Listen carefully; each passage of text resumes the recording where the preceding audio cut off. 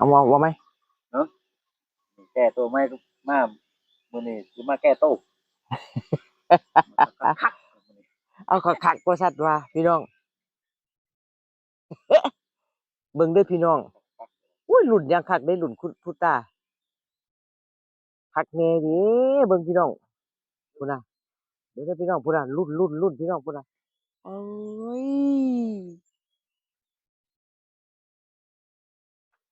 ตึกแหพี่น้องหาหม้องลงบ่ทันได้อยู่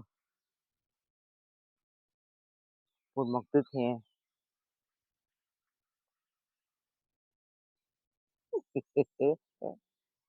อา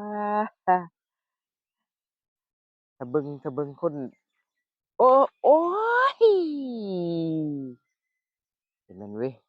คือแห้งโพดดอกย่างดีๆแหน่โอ๊ยถือเอ๊ยโอ๊ยเดี๋ยวไปใจหายใจบ่อิ่มพี่น้องรุ่น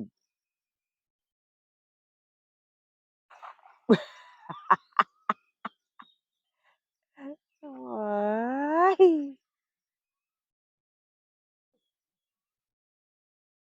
งอมบ่นั่นนั่นโอ้นั่นอุ๊ยพี่น้องพูดน่ะอุ๊ยเดี๋ยวก่อน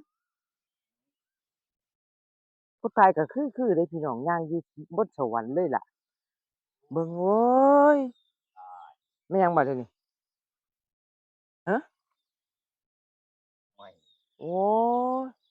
ลงงมเลยคันไม้นั่นน่ะลงงมเอาอย่าแก้เสืออย่าแก้เออบ่ได้เออโอ้ยเสียดายเด้อเสียดายพี่น้องเอ้ยถูกไม้บักอย่างใหญ่พุ่นน่ะโอ๊ยคักแน่เล